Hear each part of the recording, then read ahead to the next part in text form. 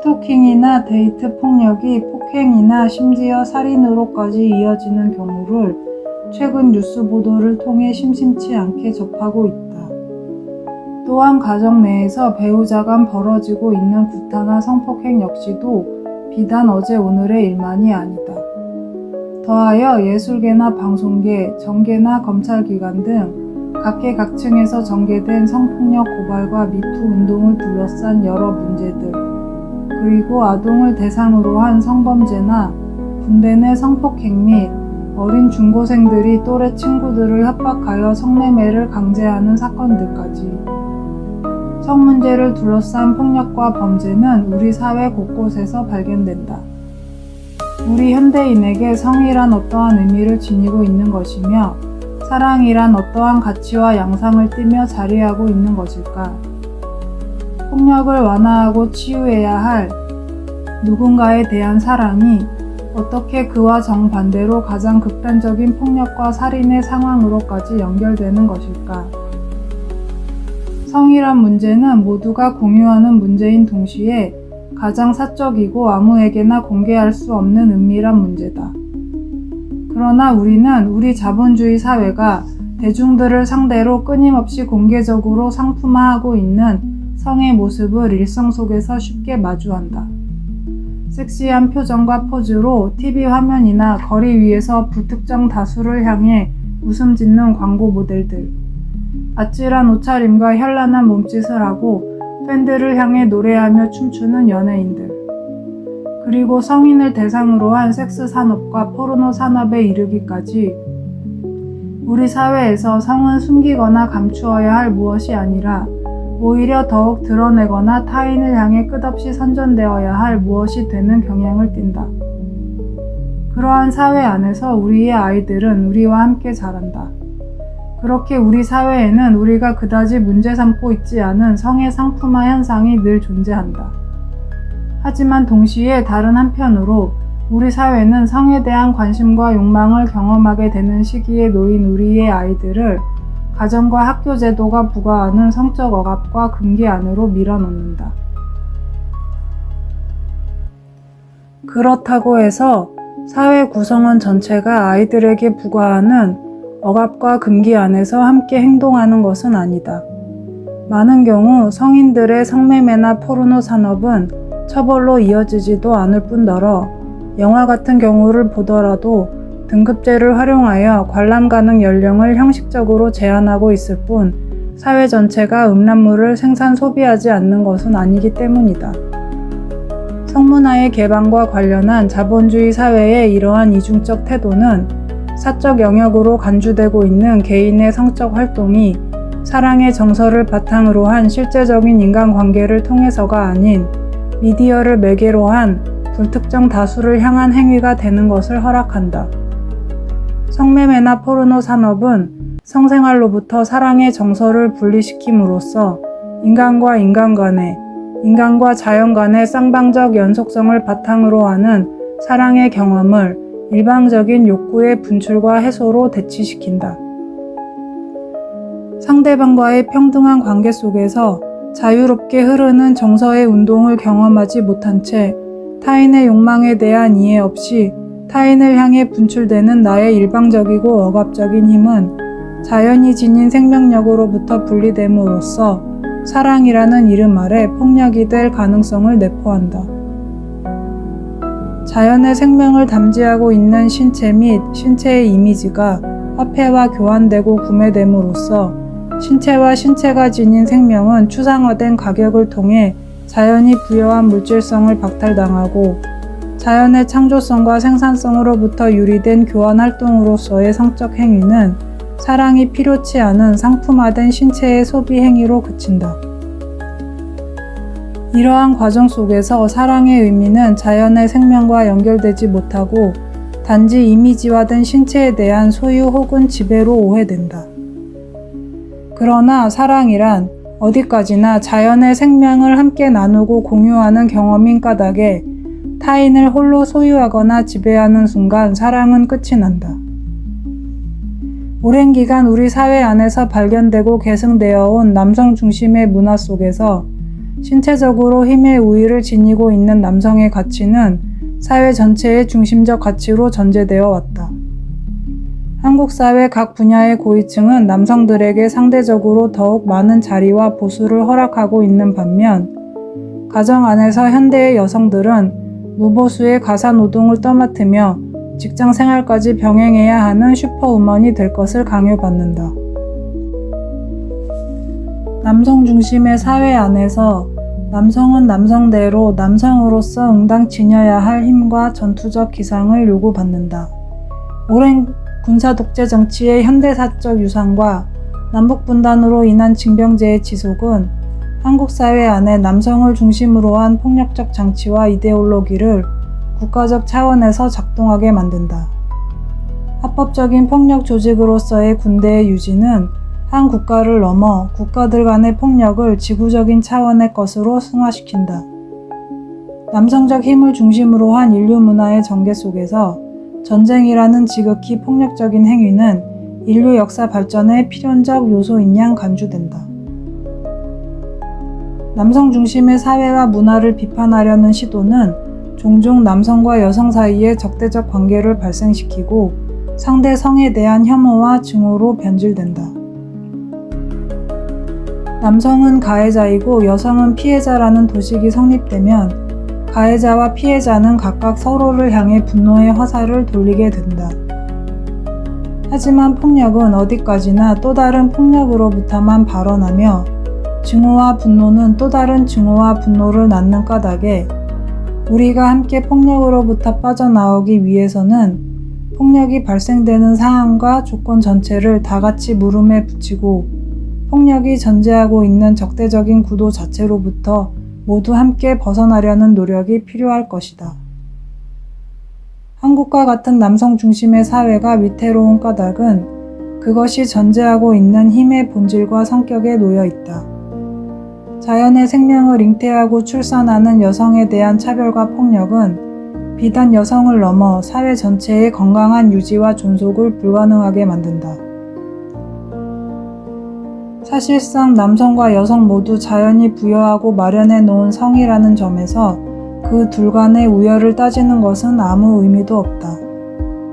다만 남성적 힘을 상징으로 하는 공격성과 지배의 욕구가 사회 전체를 유지하는 중심적 가치로 정당화될 때 사회 시스템 전반은 공격 및 지배의 이념에 맞추어 마련되고 정치적 경제적 질서는 사회적 약자의 건강과 생명을 희생시키는 방식으로 강자의 이익에 종속될 것이다. 그러할 경우 서로 간의 자유롭고 평등한 권리 위에 기반해야 할 이성 간의 애정관계는 지배와 복종의 관계로 전락되고 남성적 가치로 정당화되는 공격적이고 전투적인 욕망은 생명으로 향해야 할 성행위마저 죽음과 닿아 있는 폭력적 행위로 탈바꿈시킨다. 그러나 폭력 역시도 생명력과 마찬가지로 어떠한 힘을 의미하는 한에서 그것의 본질은 어디까지나 관계적이고 복수적이다. 여성에 대해 남성에 의한 폭력이 행사되었다면 그것은 어디까지나 남성과 여성 간의 관계 속에서 발생된 것이며 오직 남성만으로부터 발원하는 것은 아니다. 남성은 본질적으로 악한 성인 것은 아니며 여성은 본질적으로 선한 성인 것도 아니다. 남성과 여성이 서로 관계 지으며 함께 만들고 있는 사회 전체가 문제인 것이며 그러한 관계를 통해 행사되고 있는 폭력을 생명력으로 변화시키기 위해서는 관계 자체를 변화시키지 않으면 안 된다. 남성들이 소비하는 매춘과 포르노 산업은 여성이 지닌 인격을 한낱 상품으로 전락시키며 여성에 대한 가치를 폄훼하고 있지만 경우에 따라서는 그러한 상품을 자발적으로 제공하는 여성이라는 주체 역시 그것을 유지시키는 원인을 이룬다.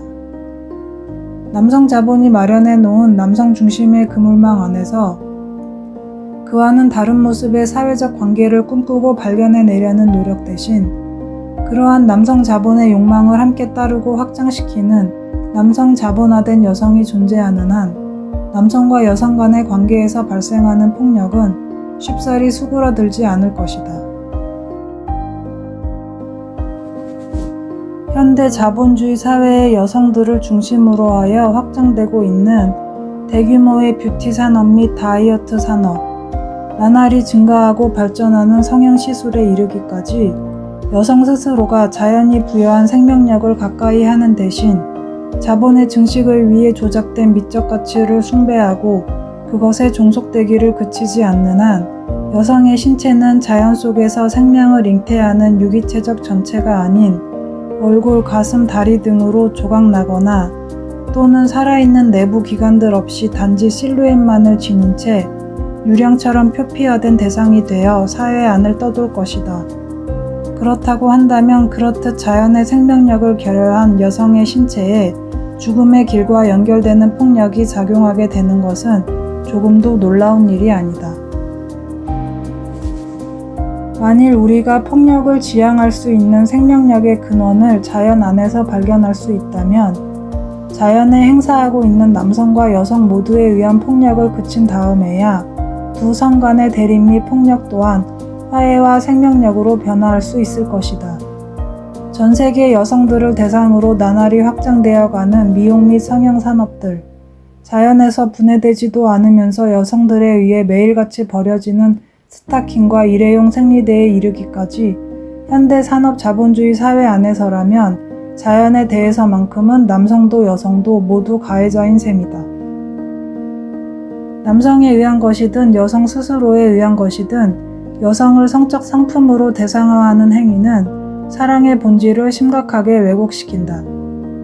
신체를 통한 이성 간의 사랑의 행위는 오직 유기체로서의 두 신체가 무매개적으로 자연의 생명력과 합치되어 무한한 기쁨에 이르는 과정이 되기를 그치고 자본을 제공하는 자와 그 자본에 의해 매개된 신체 상품 간에 벌어지는 예정된 시간의 쾌락 안에서 소비된다. 자본이 허락하는 한정된 시간 안에 갇힌 채 끝나버리는 신체 상품의 소유와 소비는 사랑의 본질이 자연의 생명이 지닌 연속성과 무한성으로부터 비롯된다는 것을 경험하지 못함으로써 신체를 통한 사랑의 행위가 끝난 이후 사랑은 유한한 신체를 넘어서까지 자유로운 관계로 확장되지 못한다. 상품이 된 신체를 소유하고자 욕망하는 그 누군가는 타인의 인격에 가격을 매기고 이러저러한 조건들을 평가하여 그것을 사랑의 대상으로 삼는다. 그리하여 내가 타인을 사랑하는 행위는 나의 조건이 타인의 조건과 부합되거나 타인의 조건을 능가한다는 사실을 확인함으로써 정당화된다. 따라서 타인이 자신의 욕망을 거부할 때 나는 타인으로부터 나의 경제적 부와 사회적 지위를 모욕당한 것으로 인식하고 이러한 인식은 타인에 대한 분노와 폭력으로 연결된다. 사랑을 사회적 경제적 조건들을 바탕으로 한 신체 화폐와 신체 상품 간의 교환 행위로 간주하는 이러한 그릇된 전제는 데이트 폭력의 가해자들에게서 많은 경우 발견된다. 그들이 남성이라면 여성에게 당하는 거절은 위계화된 자본주의 사회 안에서 그들이 욕망하는 위치에 대한 심대한 도전이나 의심으로 받아들여진다. 그 남성이 소유하는 자본이 많다면 그 경우 자본의 과시와 상처받은 자존심을 확인시키는 폭력이 행사될 것이며 반대로 소유하는 자본이 적다면 자신이 겪은 모멸감과 수치심을 극복하기 위한 폭력이 행사될 것이다. 이성애자를 중심으로 남성과 여성으로 이분화되고 고정화된 사회적 성정체성의 제도화는 동성애자나 양성애자, 그리고 양성 중 어느 한쪽만으로 구분될 수 없는 다른 유형의 성소수자들에게 또 다른 폭력으로 작용한다. 가령 하나의 신체의 두 가지 성적 특징을 모두 지니고 태어나는 소수의 아이들은 사회가 정상적인 모습이라고 전제하는 이분화된 성적 제도와 사회적 장치들에 자신의 성 정체성을 끼워 맞추기 위해 고통스러운 신체적 수술이나 일생 동안 반복되는 정신적 피해를 감내해야 한다. 네덜란드 재판부는 출생신고 시 부모가 아이의 성에 남성이나 여성이 아닌 제3의 성을 택할 수 있도록 허용하는 판결을 내린 바 있다. 한국 사회에서처럼 동성애자들의 결혼이나 육아에 관한 권리를 마치 이성애자들의 허락을 받아야 성립 가능한 문제처럼 인식하는 것은 우리 사회가 여전히 성적 차이와 다양성을 충분히 긍정하지 못하는 폭력적 구조 위에 기반하고 있음을 드러낸다. 이성애든 동성애든 어떠한 사랑의 모습을 폭력으로 탈바꿈시키는 것은 타인의 욕망과 의지를 거스르면서 일방적으로 자신의 지배적 욕망과 의지를 관철하려는 행위에서 비롯되는 것일 뿐, 그것이 이성 간의 관계이든 동성 간의 관계이든 그 성별에 따라 달라지는 사항이 아니다. 동성애자들의 사랑이 그들 중 어느 편에도 그들의 생명과 건강에 어떠한 폭력성도 전달하고 있지 않다면, 그러한 경우 그들의 사랑이 이성애자들에 의해 그 여부가 허락되어야 하거나 인정되어야 할 필요는 어디에도 없다. 그 누구도 자신이 다수에 속한다는 이유만으로 타인의 사랑을 허락하거나 금지할 권리를 누릴 수는 없기 때문이다. 여성과 남성이라는 이분법적 성의 구분은 자연으로부터 탄생된 모든 생물의 생물학적이고 필연적인 구분 방식이 아닐 뿐더러 모든 인류의 문화가 지니고 있는 보편적 가치체계도 아니다. 16세기 초 라틴 아메리카 지역을 정복하러 온 스페인 사람들은 그곳에서 여장을 하고 여자일을 하며 남자들과 성관계를 맺는 남성 원주민들을 목격하였다고 기록하고 있다. 또한 북아메리카의 여러 인디언 문화에서는 남자의 역할과 여자의 역할이 결합된 여성도 아니고 남성도 아닌 또 다른 젠더를 지니는 이들이 함께 공동체를 이루어 살아간다. 이들을 단순히 남성에서 여성으로 혹은 여성에서 남성으로 성을 바꾼 경우라고 범주화시키는 것은 우리가 속한 두 가지 성체계의 틀 안에서 그들의 문화를 다시금 왜곡시켜 이해하는 결과를 낳을 것이다. 대부분의 북아메리카 인디언 문화에는 여성과 남성을 포함하여 서너 가지 젠더가 공존한다고 한다. 또한 그들 문화에서 성관계는 단지 신체적 성이 아닌 젠더에 따른 차이를 중심으로 정의되기 때문에 우리가 단지 신체적 성을 기준으로 동성애라고 부르고 있는 범주를 북아메리카 인디언 문화에 그대로 적용하기는 어렵다. 어찌 보면 각 개인이 저마다 다르게 지닌 여성성과 남성성의 차이들을 모두 존중한다면 성이란 건 역시 개인들의 수만큼이나 무수한 것으로 이해되어야 할 것이다. 그러한 점에서 본다면 단지 두 성과 두 젠더만을 인정하고 그러한 기준에서 벗어난 경우는 모두 비정상적이고 자연적이지 않다고 간주하는 것은 우리 사회에 또 하나의 문화적 폭력을 양산하는 결과를 낳을 것이다. 만일 페미니즘 운동의 궁극적 지향점이 여성으로 대표되는 사회적 약자에 대한 불합리한 차별에 대항하고자 하는 것이라면 여성이라는 이름이 남성에 뒤따른 또 다른 폭력적 다수를 가리키는 것이 되지 않기 위해 기존의 이성체계의 불편함을 느끼는 성적 소수자들의 목소리 또한 묵살하거나 간과해서는 안 될 것이다.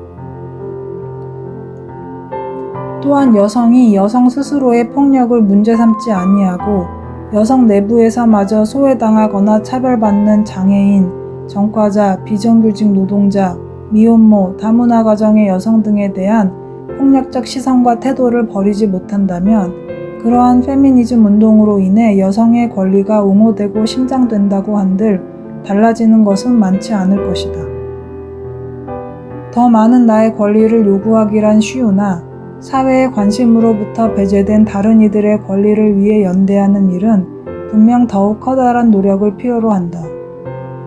하지만 여성 스스로가 궁극적으로 폭력의 지배로부터 한 걸음 더 멀리 물러설 수 있는 길은 폭력적 양상을 띤 남성의 지배권을 넘겨받거나 탈취하는 데에 있는 것이 아니라 남성에게도 또 다른 여성에게도 성적 소수자에게도 나아가 자연 전체에도 그와 같은 폭력과 차별을 되풀이하지 않는 데에 있을 뿐이다.